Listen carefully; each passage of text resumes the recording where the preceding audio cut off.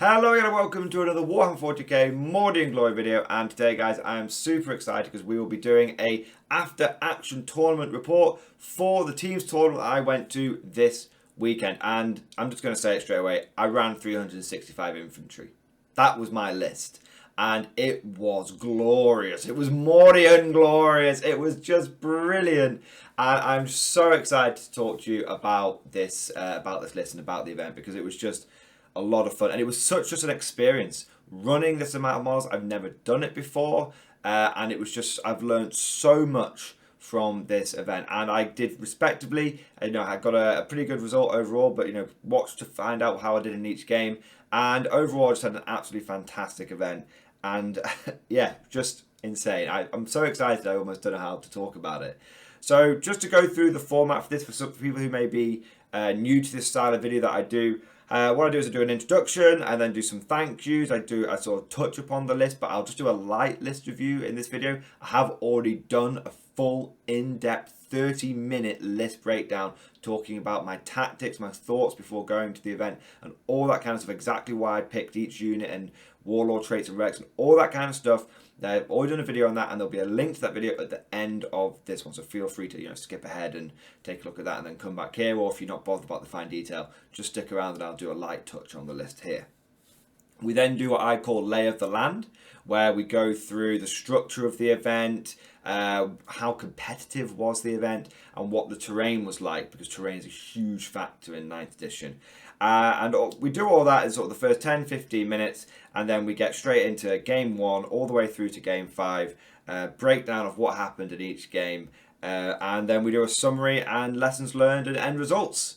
So there we go guys, hope you're excited for this one. Strap in, hold on to your butts, and let's crack on with today's video. So the first thing that I want to do is say a massive thank you to the tournament organizer. It was an absolutely fantastic chap called Gaz. I've actually sort of known Gaz for a while. We're more acquaintances than close friends and whatnot, although we have, have played Dawn of War a few times together and all that kind of stuff. But he's an absolutely fantastic guy. He's been around the scene for ages.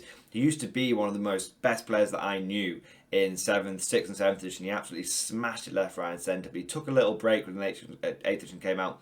He's come back for 9th and he decided he just wants to run events, and I totally get that. As someone who recently ran my own event, it's actually a really fun experience running an event. So he's just want to say a massive thank you to Gaz. This was just an absolutely fantastic event. It was the Allies of Convenience team tournament. They're doing, I think he's doing more than one. He's doing another one in summer at least, and I highly recommend that you check them out, and I highly recommend that you sign them up. It was an 8-man team tournament. We'll get into a little bit more into that in the lay of the land part of the video. But if you've got a group of mates or you've got a hobby club and you want to all go down to a team tournament together, I cannot recommend Allies of Convenience enough. It was an absolutely fantastic event. So just massive thank you to Gaz, and if you're listening to this, Gaz, I know I said it to you on the day, but I just want to say again, huge thank you for running the event, mate. It was absolutely fantastic. Probably the best team tournament I've ever been to. And that's honest from the heart. It was just really, really good. Timings, everything was just super well done. Lists were well done. Rules pack was clear. Terrain map were clear. Great communication leading up to the event. Just great flexibility, but depending on balance patches and all that kind of stuff. Just really good. Couldn't have been a better organised event. So really, really good. I also want to say a huge thank you to Element Games. Element Games are probably one of my favourite venues to go to. It's a bit long in the tooth these days. It's a bit rough around the edges, but they are super on it when it comes to customer care, customer service, all that kind of stuff. They've got a fully licensed bar, so you can have a few brewskis whilst you're having your games. And of course, they've got a massive shop where they stock everything from Warhammer and Bot Action all the way through to Star Wars Armada, Flames of War, and the painting section. If you're a hobbyist, get yourself down to the Element Game store, because only half of what they stock is actually models. The other half is just every kind of painting and hobby kind of thing you could possibly get your hands on. Brands of paint you've never heard of. They've got the whole selection of them. Just fantastic. So huge thank you to Gaz. Huge thank you to Element Games. Both of them together just made for an absolutely fantastic event. So that's my thank yous. And now what I'm going to jump into in the next part of the video is what list I was running at this event. So, as you've probably worked out from the picture and everything, I just want to be clear, by the way, that this is not going to be the only picture for the video. I have taken pictures of each game as well, so you're able to see what kind of table I was playing on, what kind of list I was playing against, all that kind of stuff. But what I was running at this event was my 365 infantry model list. Now, to be clear, anyone who counts the models here will clearly see there's only 364 in this picture. This is a picture that I took before I'd actually finalised the list, and I had 35 points left over and I wasn't quite sure what to spend it on.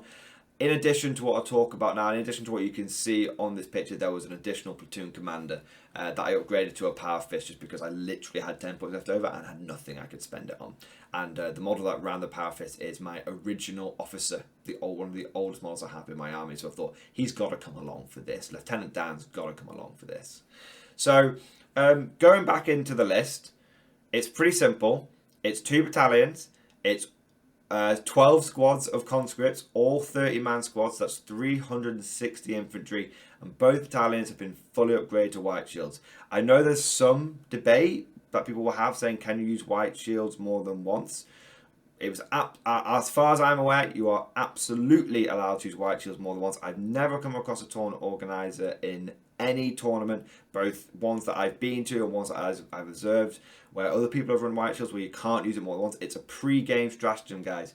If it's a pre-game stratagem, you can spend it more than once. It does say upgrade one detachment, but that means you spend it once to upgrade one detachment, and you spend it again to upgrade another detachment. So 360 conscripts, all white shields. Little bit dark when you think about it, because white shields are child soldiers, which meant I basically ran an entire youth battalion. And it's a bit grim when you think about everyone in his army is like 14 years or younger. It's a bit friggin' grim when you think about it that way. But we just don't think about that. We just see them as conscripts. We just see them as numbers. That's all we see them as. It's just a game at the end of the day. And then I've got 5 officers supporting them. I've got, it's all Cadian. I've got Creed because I think he's a fantastic officer choice. Basically 2 company commanders for slightly cheaper than 2 company commanders. And then I've got 3 company commanders on top of that, so essentially 4 senior officers in total, and then the platoon commander. Just plenty of orders. With the ability, it meant that I never needed to worry about losing an officer here or there, especially with the fact that orders proc all the time. They go all over the place, apart from move. So yeah, really simple list. Tactics for this list: march forward, lasgun, everything to death, and I had a lot of people wondering how you not time out, that kind of stuff. I had a trolley for moving the models around, and every single one of these squads was on a movement tray, 3 movement trays, so I could deploy each squad in about 15 seconds. Little spoiler alert, guys. I never timed out in this event, and in fact, despite the fact that I was rolling literally buckets of dice, my turns were consistently quicker, and all of my opponents said that agreed that their turns took longer than mine, and I didn't need to ask them that. They came forward. They were like, I can't believe my turn is taking longer than yours. The key to this list, the fact it doesn't take that long, is if you've got the movement trays, but is its simplicity. It's very simple. There's very little thinking you have to do with this list. You just march forward and lasgun things to death. That's how it works. So that's the list, guys, and now let's dive into the lay of the land. So this event was an 8-man team tournament. And I've talked about how pairings are done in team tournaments before, so I won't go into a huge amount of depth on it now. But essentially, guys, each team has 8 players on it. Each player has a little card with their name and their army on it. And the captain keeps those 8 cards in his hands, and each team's captain takes it in turn to essentially put a player down, and then they get an opportunity to decide who they want to pair against that player. And it's a little bit more intricate than that, and it's not just one team puts the player down, the other team gets a counter, and then that would be very unfair.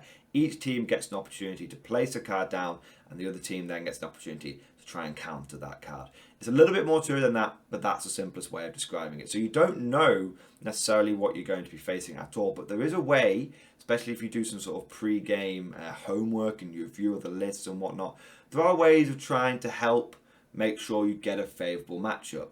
What I said to my captain was, I just want to stress test the crap out of this list. So as long as I'm not taking away a good matchup from one of my other teammates, please send me against the harder stuff you can. because I don't really care about my win rate, whether I get, if I go 0-5, that's absolutely fine. I'm here to test out a concept. And the only way to really test this concept is to really stress test it. So that was, I think I did end up facing some pretty hard meta stuff over the event. I faced Eldar, who are really, really good at the moment. I faced Tau, which are really, really good. And I faced Death Guard, Terminator, Bricks, and multiple other things. So I did face some really good matchups, but the funny thing was, apart from like one or two, I don't think any of the matchups I had were particularly bad, and it kind of shows this list is kind of resilient. But that is the format. It's a team tournament. You've got your pairings and whatnot. It was a WTC style event. Now, what that means is that it's not about pure victory points in game. It's about point differential. So, and depending on, and so there's victory points, as we all know and love from match play in 40k, 0 to 100 victory points. You get 10 if you turn up with a painted army. But there's also tournament points. So if both players get victory points within sort of 4 or 5 victory points within each other, so let's say I got 90, my opponent got like 92, that would actually be classed as a draw under WTC. Even though, according to normal GW rules, he would have won that game by like 2 points. So, and depending on how big the points difference is, depends on how many points one person gets. So there's 20 tournament points up for grabs. So, for example, if it's a draw, both sides get 10 tournament points. If there's like a 6 or 7 point difference, then it's a minor victory. And the person that, let's say one person got 50 and one person got 57 victory points. The person that got 57 victory points gets 11 tournament points, and their opponent who lost gets 9 tournament points. And it gets more and more like that until you get into a situation what's called a 20-0. A 20-0 is where I think there's like a 50-point difference, and essentially you just got absolutely smashed, and your opponent gets 20 points and you get 0 victory points. 0 tournament points, or likewise you absolutely smash your opponent and you get 20 victory points and they get 0. It is possible, there are often times when people do get 20-0'd, but typically WTC, a lot of people like it because it's not quite as cutthroat as win-loss, and it's a bit more a bit more feel good. Oh, I may have lost that game, but I did get 6 tournament points out of it. And especially in a team tournament, it's really good because it means even if you lose your game, if you get 6 or 7 tournament points, your team might end up winning overall, because how the winner of each round, which team wins each round, is determined is who got the most tournament points, straight up. So it's often that can mean the team that got the most wins, and normally will mean the team that gets the most wins. But it still means that when it comes to who you pair against next, comes down to tournament points. So that's the format of the event, WTC team tournament. Going into how competitive the event was, it was very competitive. It was a Shark Tank. I'm not sure if it's just the tournaments I seem to go to, but or maybe it's just the nature of 9th edition. I find this it's a bit like, this was kind of like what it was like at the end of 7th edition. A lot of the casual players weren't really going to tournaments anymore, and it was kind of the cutthroat elite that were left. But this was a real Shark Tank. We had we had 4 international teams at this event alone. Team England, Team Wales, Team Scotland, who are all very well known in the ETC circuit, and then we had Team Netherlands as well, who were pretty, all very good. So we had a whole team of people who had travelled internationally to come to this event, and then you had obviously all the people from within the United Kingdom, Great Britain, who had come along as well. So 4 international teams, and all of them. When I say international, some people are saying, "Oh, well, is it really international in Scotland and England and Wales and that kind of stuff?" Well, I think it is. They are separate countries. But what I would say is that I'm not talking about international within the UK. I'm talking about international within Europe. All of these teams were using this event as a really serious practice for when they actually go to the full-blown like WTC or ETC championships, when they're going to the proper event. So this was being taken very serious. People were taking their list. Not necessarily very serious, people were being nice, but they were taking the competitive aspect of it, and they were taking what list they were bringing seriously, which is it's absolutely fine. And again, could not have taken this list into a harder environment, I don't think. And the fact that it did what it did in that hard environment, I think, is a testament to how good my this 365 inch list ended up being. So that's just to give you a clear idea. I can't stress enough, guys. It was a Shark Tank. I would say out of the 10 8-man teams that were there were maybe 2 that weren't super competitive, including my team. Maybe 3. So 70% of the people were there in it to win it. And the lists were all pretty hardcore. I think out of the 80 people that were there, I think there maybe was 7 or 8 lists that weren't really competitive, maybe 10 at most. So it was a Shark Tank, guys. There wasn't, it doesn't matter where you went. If you were bottom of the pack, top of the pack, it didn't matter where you ended up. You were going to be facing hard lists from start to finish, which at a tournament is almost what you want it to be like. If you're taking it seriously and it's a competitive event, and I knew this was a competitive event going into it, I just wanted to meme on it a little bit, bring a little bit of jovialness to the more cutthroat aspect of the tournament. But like I said, I'm not going to labour the point anymore, but if there's one thing you take into the rest of the video, that it was a Shark Tank and the quality of play was incredibly high. I don't think either side made many mistakes. I think in terms of, my opponents, I think didn't make many mistakes. I think maybe 1 or 2 minor tactical mistakes may have been made across 5 games, across 25 turns. But yeah, pretty strong standard of play as well. In terms of terrain, this will actually be a relatively quick section. Really dense terrain. One thing that I've really come to appreciate, especially since I've been to Adepticon, is that I feel like the UK terrain scene is really dense, really strong, really dense. I couldn't believe how light the terrain felt at Adepticon, even though it was player-place terrain, all that kind of stuff. And when I've been reviewing tournaments from other places, like I saw some pictures from the Dallas Open GT as well, that felt kind of light as well. There was still terrain on it, and it was kind of dense. But in the UK scene, it's really dense. There are 20 plus pieces of terrain for every table, and it's all obscuring or craters or dense or both. So it's difficult to get line of sight on a lot of stuff, unless of course you are carpeting the entire board like I was. And the line of sight, funnily enough, wasn't such a huge deal. But likewise, coming back the other way, line of sight wasn't a problem for my opponents because it's hard to hide bricks of 30 men over and over again. So just to give you an idea, it was a WTC style, so it was 20-0 sort of points. It was a Shark Tank, and the terrain was incredibly dense, as you'll see in the game pictures now.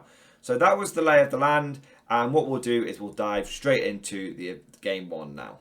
So game 1, and my team, who's one of the more casual teams, gets paired against Team England, who was certainly the team that were on, even before the event began, who were sort of there in it to win it, who were the team most likely to win it. Fantastic crop of players, fantastic crop of lists. And my game 1, I get paired against Eldar, run by Manny Chima. Now, I've actually played Manny Chima probably 5 or 6 times over the course of the last couple of editions, and I've always had fantastic games against him, but I've never managed to beat him.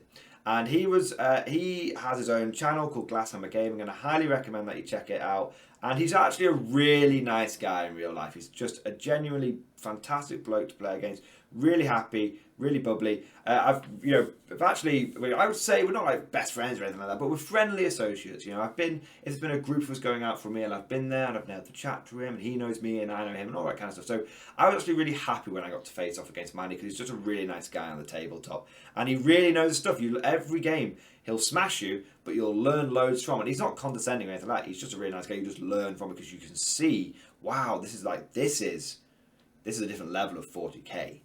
So he was running Eldar, and Eldar are really strong. There's some debate at the moment whether is Eldar broken or not. Now Harlequins have been sort of reined in. They're still incredibly powerful, as you'll learn from this game. Now his list, the game I should say, was Data Scry Salvage, and his list was running all of the firepower, and that's Manny's style. He loves running firepower list. The last list he was running, I believe, was Hiveguard spam, for example. So that's the kind of play he loves. He loves really powerful firepower lists. And his list certainly had firepower. He had 2 units of Swoopy Hawks, which every turn drop in, do 80 shots each, and then go away again. So you can't interact with them, basically. There's a bit more nuance to it, but I'm keeping it simple for this video. And then he had 3 units of Dire Avengers, which get to one of them gets to double shoot. So there's another 130-ish shots there. And then there's 3 units of bikes, loads and loads of bikes. They've got like 100 shots as well. And then between the remaining units, things like Shining Spears and Howling Banshees and Vipers and Wave Serpents, I think it was, it might have been a Falcon, I'm not sure. Between all the other stuff, you're looking at an army that can easily put out 350 to sort of 400 shots a turn, which is a lot of shots. And I thought, I'm going to lose like 120 infantry here. The problem is it's really, really fast. It's incredibly fast thanks to things like battle focus, and the bikes can move and advance and shoot with like no penalty and all this kind of crazy stuff. I think they can anyway, but it's just a really, really powerful list. And Manny got first turn, and he just essentially, I put 240 people on the. I'm not going to worry about secondaries or anything, guys. You'll see in a minute why I'm not going to bother talking about secondaries or anything like that. And I thought I'll put 120 infantry in reserve because that's kind of my parlour trick. And I thought, you know what? That'll mean that you can't just go all in on one turn, on one flank, because he's going to have to spread out, because I'm going to be able to come in from flank, start threatening other objectives and stuff like that. But Manny comes flying in. He does concentrate on one flank, so I think excellent. That means I can come in from another side. This is going to work out really well. But he comes in on one flank, and the firepower and the psychic starts. And he gets Guide and Doom and Jinx and other powers off. And it's just unholy. His list has got like Hail of Doom and all this kind of stuff. I think that's what it's called. It's like a custom craft word, I believe. And it's just so many dice. But his first turn, bear in mind each player gets about an hour and a half on the clock. His first turn took 45 minutes essentially, because of how many shots he's got and all the manoeuvring and that kind of stuff. But what a hell of a first turn. He killed 215 infantry in one turn, guys. So that was game. That was essentially game. You know, I managed to basically hide out of line of sight just about with like officers and stuff to keep the dream alive for a bit longer. And I managed to kill a couple of units here and there as well, just with a bit of scattered firepower, because it is a brittle list. His list is fragile, but it kills everything, so it's not that fragile. But that was essentially game, guys. I mean, you lose 215 infantry in one turn. There's nothing you can do about it. It's just incredible.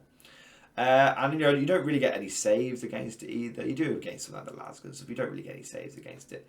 Now, I did manage to hold on to turn 4 before I finally got tabled. But it was just insane. And I was like, wow, I got tabled turn 1 with this list. Maybe the old conscript thing is just not going to work. But that was game 1. Takeaway from this game, though, was Hammer of the Emperor is really, really strong. Even when my reinforcement wave came in, I actually did a fair amount of damage. I managed to pick up 3 or 4 units, which was really, really good. The fact that Eldar are still really, really powerful, I guess. They definitely still need tweaking. But yes, and this will be a consistent theme. I thought that I wouldn't be shooting that much with this list, but actually, you need the firepower. And yeah, even though Manny killed 215 in one turn, it wasn't unusual for me to lose like 120 a turn easily. And so that's kind of a prevailing theme that I found with this tournament with like 9th edition. Like, there was a lot of firepower going around, and 360 conscripts is no guarantee you won't get tabled. So that was game 1. Absolute smashing, but I still want to make it absolutely clear there's no salt whatsoever. I had a fantastic game. I learnt loads. I learned, you know, great to play the new Eldar. They're still broken as all hell, which is always like, that's the status. That's how Eldar should be almost. And I still learned. So I still got to feel Hammer of the Emperor. I still got to feel it a little bit. But that's game 1. Let's go straight into game 2.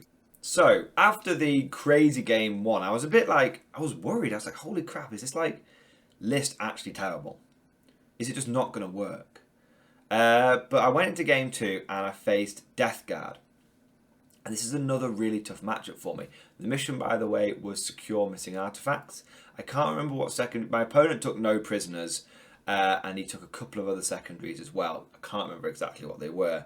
But I ended up taking To the Last on 3 of my conscript blobs, which I'd never considered until the guy that took all conscripts to Dallas GT pointed out it's actually a really good secondary for this list. So big thank you to him. And I also took Stranglehold and I took Banners. And I took those secondaries pretty much every single game after game 1. I can't remember what I took game 1, but I took those every single game after game 1. And I was facing Death Guard, just go back to the list. And I was facing an absolutely fantastic chap called Alex, and we had a really, really good game. And he actually came up to me at the end of the event and said that our game was his favourite one. And I take that as a really nice personal compliment, because you know, some people will say, oh, I don't want to face that guard list. I'd refuse to play it and all that kind of stuff. Honestly, it's a lot of fun facing a pure infantry guard list, because you feel great because you're just killing so much stuff.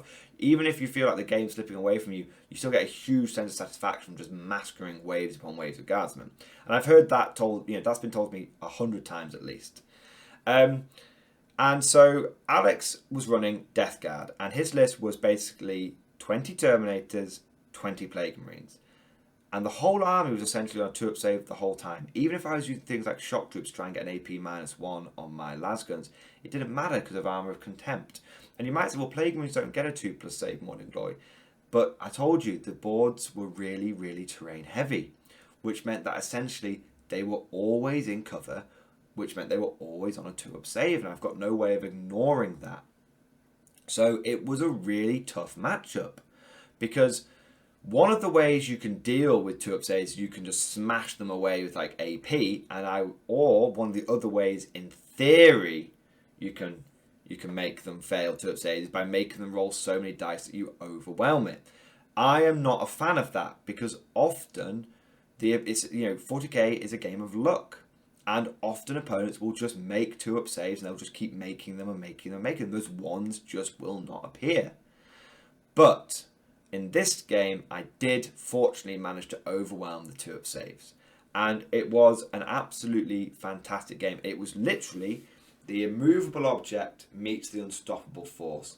Every single turn, I would move, another block of guardsmen, another 30 onto the objective. And even though his Terminators are OBSEC and all that good stuff, I had more bodies than him.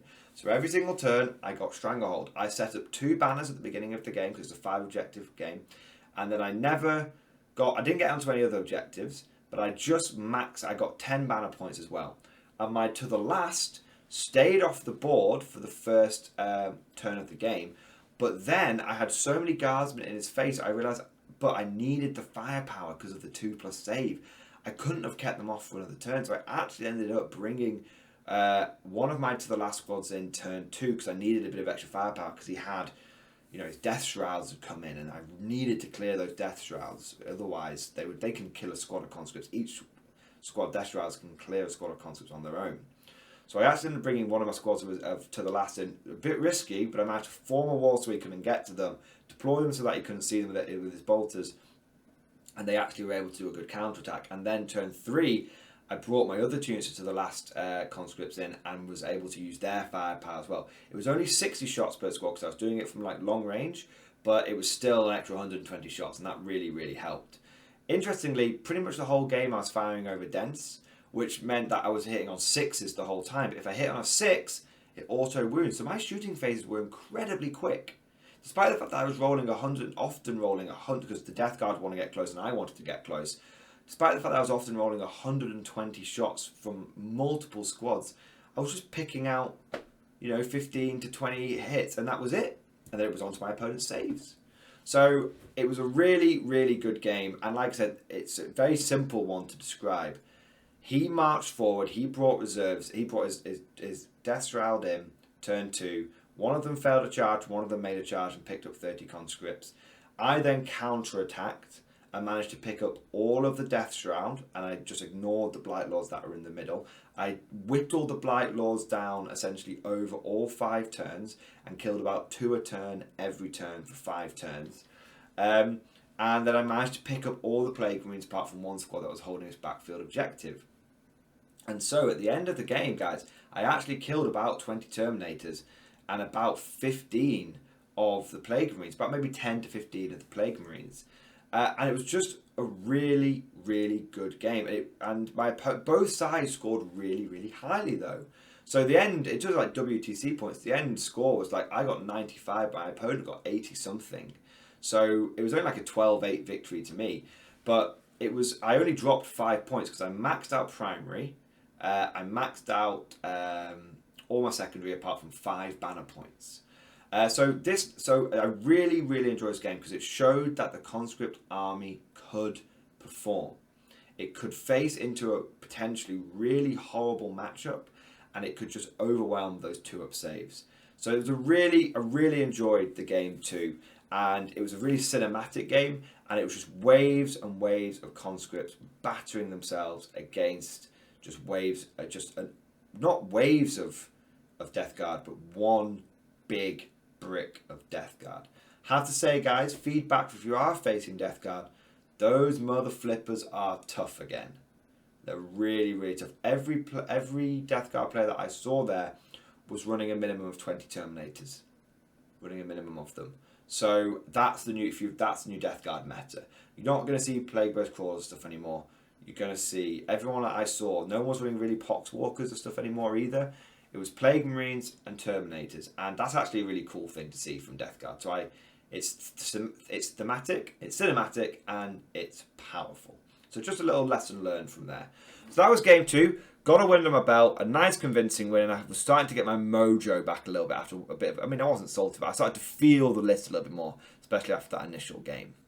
So going into game 3, and I had 1 win, 1 loss, and I was pretty, I always set myself a minimum threshold for when I go to tournament. I don't want to get whitewashed. I don't want to have a game where I never get any points.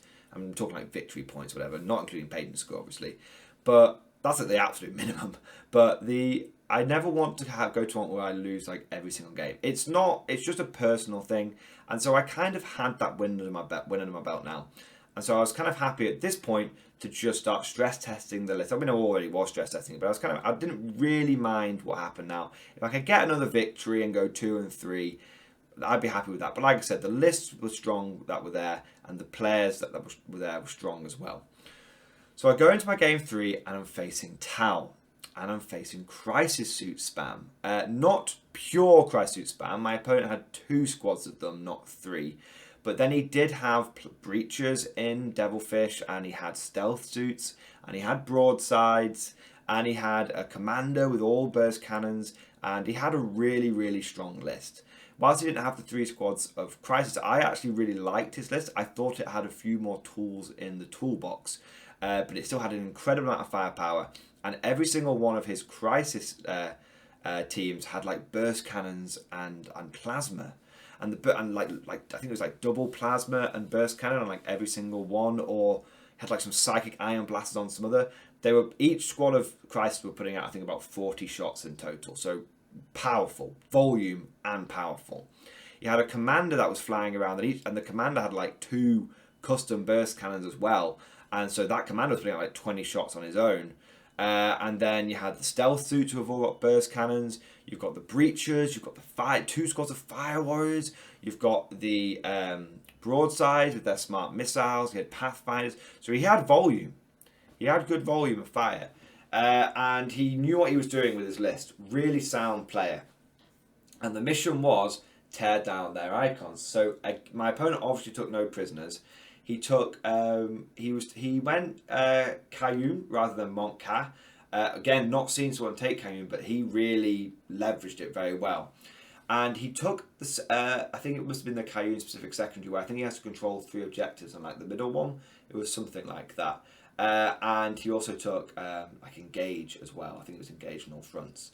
So it was a really interesting matchup because he's got firepower.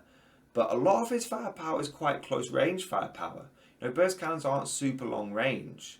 And he needs to leverage as many shots as possible. And he wanted to take the middle objective. But as we sort of learned from game 2, I'm kind of happy to have a grind fest around the middle objective. My only concern was that he was going to be able to bring in, he was going to be able to have enough firepower to tackle my to the last units. So they did stay off for, I did the same thing again. I brought 1 in turn 2 where I needed a little bit more firepower, and I brought 2 in turn 3. Now, in terms of how this sort of mission was going, he had drones, and each one of his crisis suits had like a 2+ save guy as well, just to mention. So it was really, really durable. Now, he got turn 1, but I had made really good use of cover, but he ignored it a lot of the time. But I'd also made really good use of dense terrain, like almost going across the middle of the map.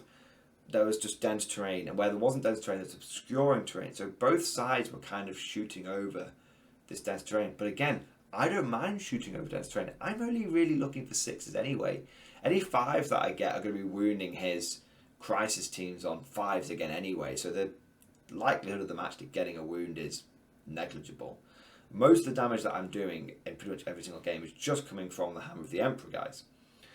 And so he comes in turn 1 and he only kills 30 conscripts, which was, I'd take that. Do you know what I mean? I'd take that. He did the whole stealth suit thing where, you know, he puts beacon down, his troops come in and all this kind of stuff. His crisis suits come in.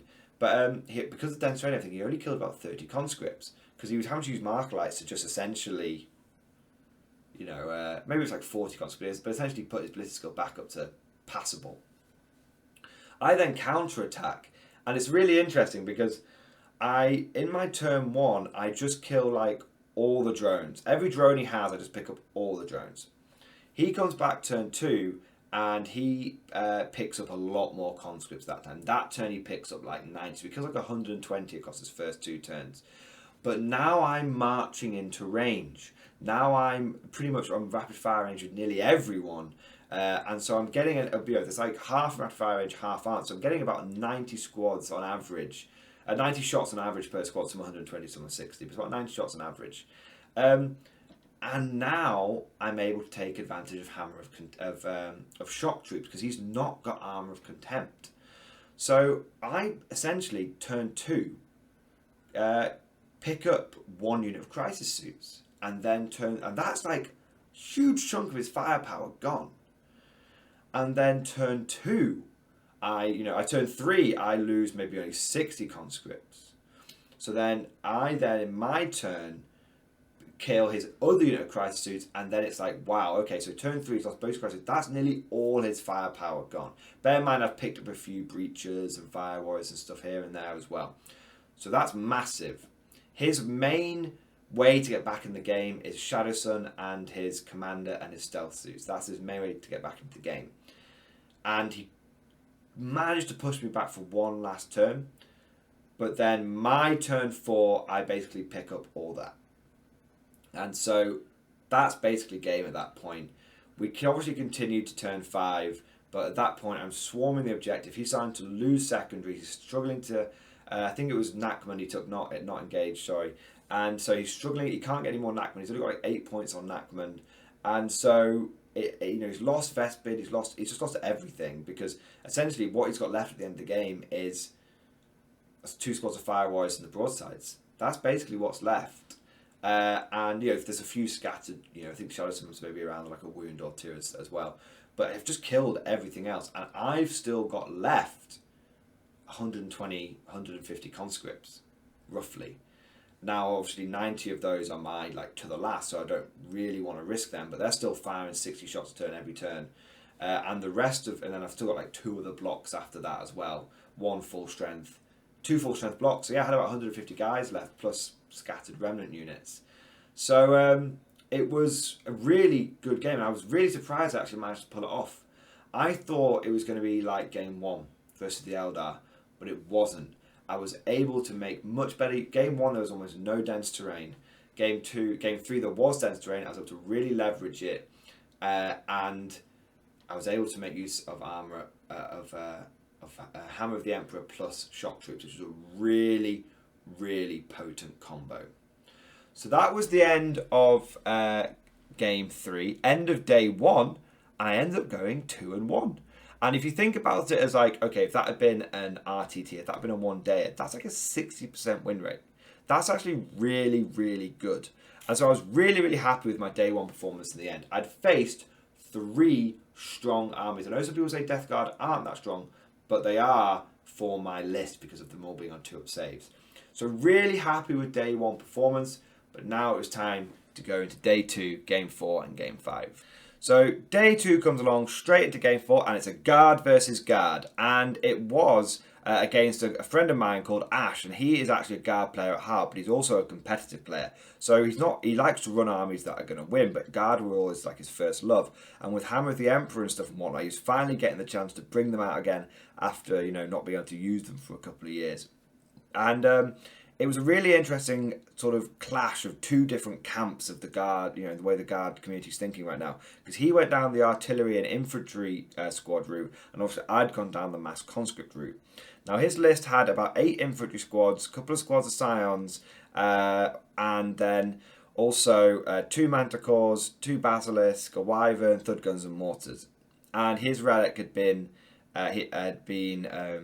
Kurof's Aquila, Relic of Lost Cadia, I should say, sorry. So it's a really interesting sort of matchup, and what ended up happening is we were playing the mission Recover the Relics, and I obviously took Banners and Stranglehold and To the Last, and I reserved my To the Last units, but it was a long ways, it was long ways deployment, so back in the day we would of course like Hammer and Anvil, and so I actually did a long way to try and get to him. It was really difficult for me trying to shut down his artillery, and that artillery's all got blasts, so it's like thud guns are getting like 72 shots, his wyverns getting like 24 shots. So it was it wasn't a great matchup for me at all. It was a bit like the Eldar matchup, you know, it's huge volumes of fire coming out from these things. So it was tricky. Now I actually made a mistake in this game, and what happened is I overcommitted but then didn't commit enough, which sounds like a contradiction, but hear me out. First turn, I rushed forward 2 squads of conscripts, and I was like, I'm going to go on to 5 out of like the 6 objectives for Stranglehold. And I then sort of didn't go all out with, he had hidden everything, and then I didn't move up everyone else as far as I should have done. Now the problem with this situation was that it meant I had 2 infantry squads that were too far forward, and then when Ash inevitably was going to counterattack and jump out and kill me like I did in the last team tournament against a guard player that did something very similar, then I didn't have, my next wave of concepts weren't all, you know, I didn't completely overwhelm him, which is what I should have done. In hindsight, I should have gone all in and completely overwhelmed him. Or I should have just rushed forward 1 conscript squad. Because what ended up happening is he was able to get the jump on me, and he killed both of the conscript squads that I rushed forward. But then I wasn't really in a great position to then, I wasn't in a position to then start charging his artillery and wrapping it all up and doing loads of crazy stuff. I wasn't in a great position to do that. So I didn't go hard enough, and it was just, either I should have gone, you know, hard as possible, or I should have gone quite cagey. Let him, because he's going to have to come out to get me, because otherwise I'm just going to sit on all the objectives and just start moving 1 squad a turn onto his objectives and really messing him up. So I made a mistake there, and Ash did capitalise on it, but fortunately I just had the bodies, okay, and it took, and I was taking huge casualties, but Ash never really got out of his deployment zone. Not deployment, sort of his table half. There's a unit of Bulgarians that managed to do some stuff, but they got whittled down, to manageable levels. But most of his army didn't really advance. Whereas I was on a slow but steady, continuous, aggressive push. Bayonet charges where appropriate, and whilst he had lots of shots, it's guard firepower, so just half of it misses most of the time. And I've got defensive buffs like Cadia stands and take cover, and then I've got shock troop which can actually use, but then he can use take cover as well. But then if he's Cadian, so he's burning through a lot of CP, so maybe he doesn't want to use take cover all the time. So it came down to basically we actually only got through 3 turns, and it's the only game that I didn't finish. And Ash said this. He said, we timed out because of his shooting, not because of my list. And he said if we'd use a chess clock in that game, and we technically we were meant to use chess clock every game of the tournament, but it was up to you if you wanted to use one or not. And I was like, look, Ash, I'm not bothered. And he was like, well, if we use chess clock, I would have timed out and you would have absolutely smashed me. And I was like, well, not every tournament uses chess clocks, and I don't care. It's a friendly game and whatever. As it turned out, we finished on turn 3, and I was ahead by 1 victory point. So if it had been like a normal game, that would have been a victory. But under the WTC thing, it ended up being a draw. So it was absolutely fine. It was purely because and by the end of it, the last guys came on, but his stud guns weren't in range, his wyvern wasn't in range, his mortars weren't in range. So that just left like manticores and basilisks to try and pick up like 90 conscripts, which they weren't really going to be able to do. And then the remaining 200 and however many it is, 270 infantry was still had been pushing forward all game. And I still had 90 in backfield, and I still probably had about 60 upfield as well. This was about the third wave that was going forward at this point. And I'd killed all of Ash's infantry, and so all he had left really was his artillery, which to be fair was his main firepower. But he probably lost, I'd say, like 80 infantry, and I probably lost like 210 or something like that, 210 to 240 infantry. Something like that. So I must have lost more than 210. No, about 210. 210 to 240, something like that. So it was a really good game. But it was certainly a bit of a bloodbath. The Guard were definitely going to get, a lot of those remaining 60 infantry that were up front were remnant squads or badly damaged. But as it was, it ended up being a draw overall. So it was a really good game. And I guess what it showed was that if I had had a little bit more experience and I had the confidence to not bottle it, to go all in with the list, I would have probably done much better. And it also showed that these two armies are actually pretty well matched against each other. And so it was a really good game. And like I said, I'm happy with it because I like a draw. I always like a draw. I maintained I've not lost a Guard versus Guard game yet, which is really good because I feel like I kind of can't lose a Guard versus Guard game. But also, if it had been a regular game, I would have won by by 1 point. But on the flip side, if it had been like a regular game in like a battle report or something, we wouldn't have had a time limit, and then Ash probably would have blown me off the table. So, but then likewise, if we'd used a chess clock, he would have timed out and I probably would have won earlier on. So it actually, however you split it, whatever eventuality you put down, it was a draw. It was just a solid draw.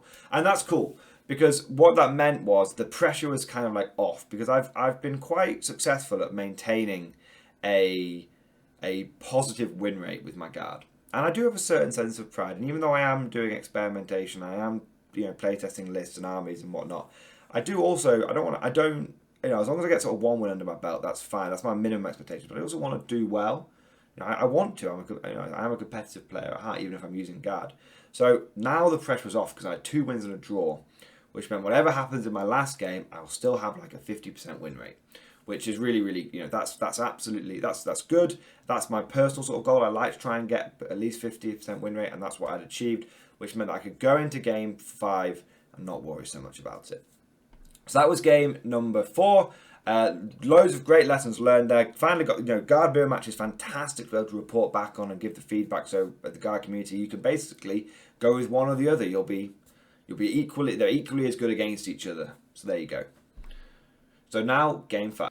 So game number 5, and I come across Bloody Rose Sisters, and I was playing against someone that I've actually played before, a really nice chap called Jack. And last time we played, I had my Scions, and it was when I was at the peak of my Scion game, about sort of 6-7 months ago, and it was when I faced his AdMech veteran cohort, like before any nerfs at AdMech or anything like this, and it was when AdMech was at the top of their game, and I managed to beat him by a single victory point, and because of that, we weren't playing WTC. We were playing. It was a normal event. I actually beat him in that previous game. So that was really that was like a highlight of my career when I was able to take Scions and beat AdMech with them. So it was a little bit of a grudge match, but in a friendly grudge match. and he was using Bloody Rose Sisters, and he had all the Repentia, all of the Zephyrim, Val, Celestine, and they were all having a great time. And it was, the last mission was the Scouring, took the usual objectives. Now, Jack didn't actually take no prisoners. Up until this point, everyone had taken no prisoners against me. But he took Leap of Faith, and he took Banners, and he took, I think it was Engagement or Fronts was the last one. It might have been another one. I can't remember off the top of my head. But what ended up happening was I got first turn, and it was I didn't get first turn once on day one, and I got first turn both games on day two, which was really nice. And then what ended up happening was as you can see from the picture, I made staggered lines of infantry, so we could break into one line of infantry, but then not break in to the consolidate into the next line. And he's very much a gentleman player, Jack. So he was like, yes, if your intention is it's meant to be over 4 inches apart, that's fine. If you're meant to be 3 inches away for what do you want to call it, for heroic intervention, this kind of stuff, that's fine. We've just declared intent, because things get nudged around, the terrain wobbles and all that kind of stuff. So I was like, yeah, absolutely. And likewise, if you're touching a bit of terrain, that's fine. Your intention is to be in the terrain, that's okay. If it's not, that's fine. So we had a very much above board gentlemanly game. And the problem I had in this game was, again, the fact that he had cover and he had Armour of Contempt, which meant that the vast majority of his army, apart from the Repentia, were on a 2+ save. Now, what happened was I got the first turn. I managed to get Stranglehold. I managed to raise a couple of banners. I managed to do a bit of the tertiary objective of this mission as well. And then the Bloody Rose came forward, and they smashed into the first line and cleared out, just cleared out 60 conscripts turn one. And I was like, okay, next line, advance forward. So I got the next line forward, and he had hidden all his army, so my turn one shooting was nothing, basically. I killed a rhino. His next line advanced forward, and I managed to pick up the Repentia, which was good. I was like, okay, so I've picked up the Repentia. That's a big load off my mind. I think there might have been like one squad left. His turn two comes along, and he smashes into the third line of conscripts, and again picks up another like 60, maybe like another 90. And then it's like, right, okay, my to the last is coming in turn three. That's that long range firepower. That's 60 shots a turn. And then it's like, okay, next line, advance forward. But turn three, he was all over the middle objective, and I thought, I can't actually get there. He's kind of like got enough on that I can't get to the objective with like Val and Celestine be able to do the like big heroic interventions. I think Celestine can do a 6-inch heroic intervention, and the Sacrosanct can do a heroic intervention.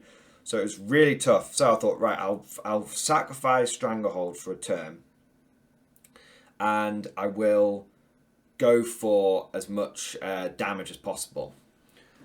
And unfortunately, he just didn't fail many saves at all. Unfortunately, he just had. It was one of those games where he was just really on his save rolls, and I was doing really unfortunately with Hammer of the Emperor. So I didn't even have any -1 to hits, but I'd roll like 120 dice and get like 10 Hammer of the Emperor, and then like 6 5s, and then I have to roll those 5s, and maybe like I get like 3 or 4 extra wounds. So against an army that's mostly toughness 3. Against an army where, the Seraphim, or Zephyrim, when they were out of cover, they were on like a 3-up, when I should have been getting like 20 auto wounds, plus another 20 hits, which should have become like another like 10 auto wounds, where I was getting half the amount of wounds I should have been getting, and then he wasn't failing a save. There were multiple times when I would put like 16 wounds into a unit, and he just passed his saves, or passed 2 out of 14.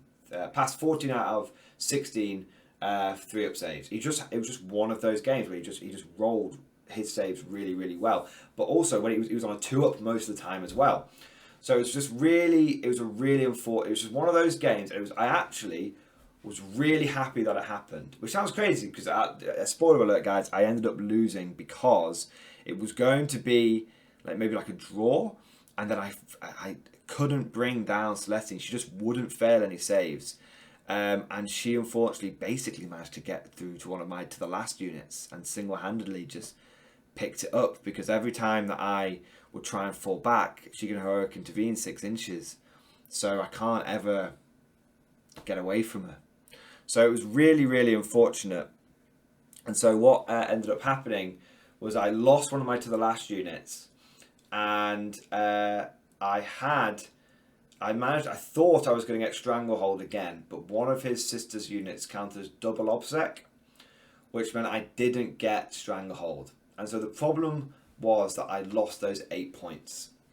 And because I lost those 8 points, I ended up losing the game. It went from being a draw to me losing the game. And so it was a really good game, and I still really enjoyed it. And I was actually like really proud and happy to see the Sisters of Battle smashing it on the tabletop again, because they've been getting a bit of a bad rap recently. But no, it's interesting. Whenever I see Sisters run by a player that can pilot them well, they seem to perform really, really good. And Jack definitely piloted them well. It's like when I mentioned one of my good friends, Matt Robertson, who I consider the best Sisters of Battle player like in the world. I'm fortunate to share a gaming club with, or go to his gaming club, I should say. He runs it. He always smashed it with his Sisters. And so it was really good to see the Sisters of Battle performing well on the tabletop. So end result was that I ended up going overall, I got a draw and a loss second day, which meant overall I got 2 wins, 1 draw, and 2 losses. So a nice 50% win rate. So that's game number 5. And so what I'm going to do now is going to finish the game there, and then we'll go into summary and lessons learned. There's a lot to talk about in this bit. So that was it. Like I said, I went 50% win rate, 2-1-2. Not going to complain about that too much. I only had one game where I got absolutely smashed, and it was by Manny, who I think ended up 20-0ing every opponent he went into. I think he tabled every opponent by like game 3 or turn 3 or something. So I, not too bad there. I'll take that. So the rest of my games, I ended up getting 2 pretty good wins, where I won the fight and I won the mission. And then I had a nice sort of game where I got a draw, and it was a good versus guard game. And then I had 1 minor loss. I still scored really, really well. In terms of that final game, it ended up being something like roughly 80 points to 90 points. It was maybe 79, 91. I think it was a 12-8. So apart from one game, I didn't get smashed at any point. So I was really, really happy with how the list performed. Lessons learned. First thing I want to mention before I forget, what do I think about this list versus the infantry squad and artillery option? Those sort of guard. What about the guard versus guard situation? Interestingly, Ash overall, I believe, got 1 win, 1 draw, and 3 losses. And he said that my matchup for him was the best matchup. And he struggled, apart from maybe there's like one other match where he did quite well. He said the rest of the time, it struggled. He didn't seem to have enough infantry. The infantry squads weren't doing enough. And the artillery was okay, but unless he was able to get the blast rule to maximum effect, often it felt like he was rolling a lot of dice for little result. He said, well, the Basilisk though, I said to you if you found the Basilisk any good, and he went, the Basilisks are great because of the AP, and how he's been treating them is essentially as like sniper rifles, where if someone tries to put like 2 company veterans on an objective or something similar, he can just use the 2 Basilisks, do the aerial spotters, do the 4 rerolls, and he can just pick up those 2 models. Yeah, Basilisk might only kill 1 to 2 models at a time, but they are going to kill those 1 to 2 models at a time. So they are really good at being able to snipe out little backfield objective holding units. He did say that he thought the Thud guns, apart from against me, probably weren't as good as mortars, and that he was probably going to swap those out for 2 more squads of mortars and then save himself some points. So that was a really cool little lesson learned, so I wanted to feed that back. In terms of lessons learned for me, first, another thing I want to mention is the logistics side of it. I would not run this list that I ran at a team tournament. I would only run it at a team tournament. I would not run it at a singles event. Even with all my logistical tricks, it was still difficult, like transporting between games and whatnot. Because I was in a team event, my teammates helped me each morning set the army out. So at one point, there were 5 people loading guardsmen onto movement trays just to make sure, because the venue opens at like 9. You've got like 15 minutes to get ready for your first game. I couldn't have had that ready. So if you were to do this, regular old movement trays are fine, but you probably want to have something like what the Dallas GT guy did, who had like the Thunicons, where he's got custom magnetic movement trays, where he can literally deploy 30 guys at a time straight from his carry case, essentially, or his carry. He has custom like ammo tins with the models in, which are really, really cool. So that's the way you can run it in singles. But if you've only got like regular movement trays like me, I would not recommend running this at a singles event. It's just too many blokes, and it's knackering. It's absolutely knackering. And it's just so that's it. I'm not going to make another big point about it. So that's the guard versus guard discussion. That's the real world discussion. What about the power of the list and Hammer of the Emperor, stuff like that? Hammer of the Emperor is fantastic on conscripts, but it's very terrain dependent. You're not going to struggle for volume of fire, even if not all of a squad can shoot. I would say on average every unit would be getting about 90 shots a turn. Maybe 70 shots a turn, because you'd have so much couldn't see, so much weren't in rapid fire range, blah blah blah. But each squad is probably getting between 10 and 15 auto wounds a turn, which is pretty good. And then you add on some of the other wounds you get, you're probably doing about 20 wounds a turn. It's pretty good, but the lack of AP with Armour of Contempt does make you struggle. And so if you're not facing an Armour of Contempt list, you really notice the difference. The moment you put shock troops on it, you really, really notice the difference. And all I can say is I wish Silence had kept Hammer of the Emperor, because it would have been beautiful. It would have been beautiful, but sadly they didn't get it. And so what I would say is that it is really, really good Hammer of the Emperor, but when pretty much every game that something like 3 out of 5 games I was facing 2-up saves, one of those games, it's one of those games I managed to overwhelm the 2-up save situation. One of those games, my opponent just made 2-up saves like he failed 1 in 20 2-up saves. It's not a good tactic to rely upon. It's why, over the last few months, I've been running Demolisher Cannons. It's why I've been running as much AP3 as I can get my hands on, at the minimum AP2. It's why when I run my Scions, I take all Plasma and all Melter, and I don't really bother with things like grenade launchers and flamers, even if they are AP and it's additional AP thanks to Land and Lions. You need to be able to kick your opponent down onto their invulnerable save. The best way to overwhelm a 2-up save is for that 2-up save not to exist. I can't help but thinking, in the first game my Scions might have done okay, because the Manitus is quite fragile. I'd have reserves that could come in, and also I'd be able to hide a lot. I can't help but thinking in game 2 against the Death Guard, I would have been able to really blast those Blight Lords off the table. I can't help but think that. I can't help but think about game 3. The fact that the moment that I had AP1 on my lads guns, I was able to start picking up Crisis There's No Tomorrow. Can you imagine if I had AP3 on my lads guns? Can you imagine if I'd had AP4 Plasma? I can't help but thinking game 4, I would have been able to Dagger away the infantry relatively quickly, and then, especially because I went first, and then drop in and blow up the artillery.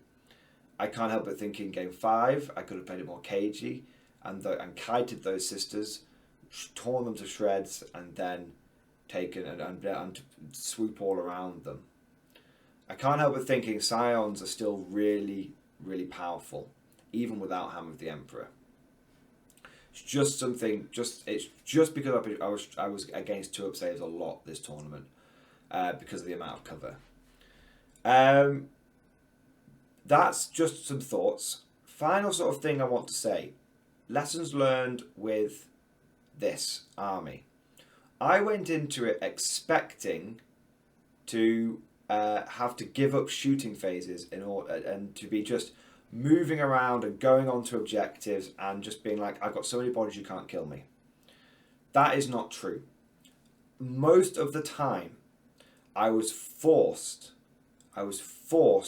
to shoot with conscripts rather than move them. And the reason for that is that the killing power in 9th edition is insane. I think every single game I lost 240 infantry, and I was doing a lot of damage to my opponents.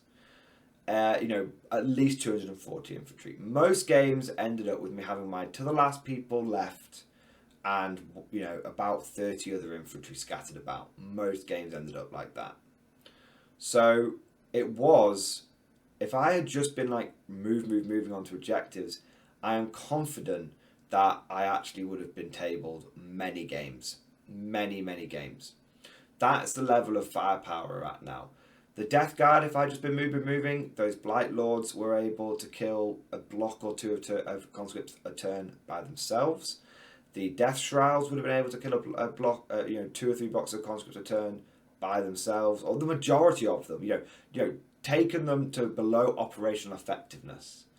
Same with the Sisters, same with the Tau, and of course same with the Eldar, and same with the Guard. The Guard game was probably the one game where I tried that and I got like a draw, where I was moving a lot of the time. It was like, I know in hindsight, maybe I should have just gone for the moves and tried it out. Maybe if I ever run this army at another team tournament, I'd try that. But certainly, I find you need you need to be able to kill stuff. And you need your conscripts to be vaporwaving stuff with Hammer of the Emperor. Because if you don't, you're just going to lose so many of them. Back in the day, back in 8th, and even some games of 7th, even sort of half the games of 7th, I'd say, the average number of models I would lose a turn would be about 40. And I used to build for that. With this list, the average numbers of models that I would lose in a turn was way above that. It was probably more like 60. I was probably losing, like I said, 270 infantry most games. Between 240 and 270. If I had been running this army as just, okay, I'll take 18 infantry squads with all the free upgrades, I would have run out of infantry a long time ago. Because I'm not convinced that infantry squads put out that much more firepower than conscript squads. So, what do I think going forward about this? I think going forward that perhaps the way to run the list is to take, maybe, it's tricky. I think if you're going to go pure infantry, I think this is the way to do it.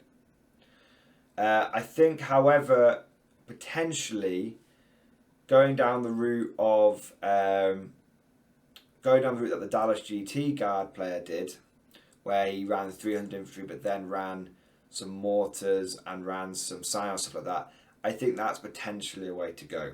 But I never really struggled in scoring points.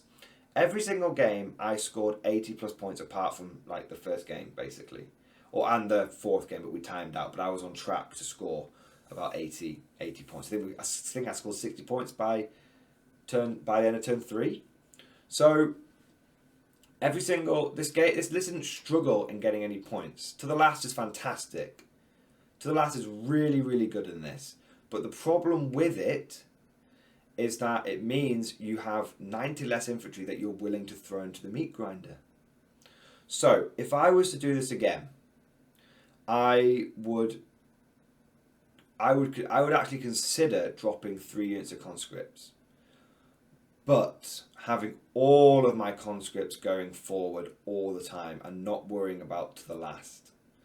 And I would instead take a different secondary and use the saved 450 points, if not more, to get some serious firepower into the list. I think if I was to run the pure the infantry squad route, I would probably still take 18 infantry squads. But then that would cost you about 1,000 points. But then I'd put the rest of it into pure firepower. It's really, you know, we've seen this